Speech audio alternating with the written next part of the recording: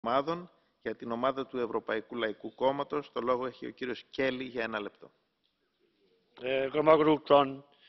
I support this resolution. I think we must do everything in our power in the light of the association agreement between the EU and the countries of Central America to hold Nicaragua accountable to the standard and respect due to the rule of law, democracy and human rights.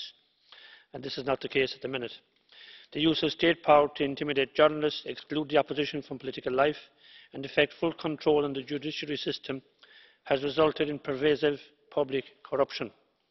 The presidential elections in 2016 have resulted in complaints about a lack of transparency, given the absence of independent observers, as well as the single-party regime making it undemocratic.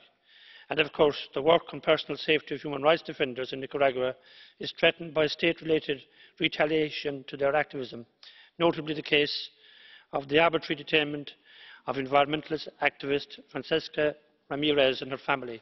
They deserve our support and her colleagues also, and we must work as a union to try and get Nicaragua to be fairer in their dealings with these people.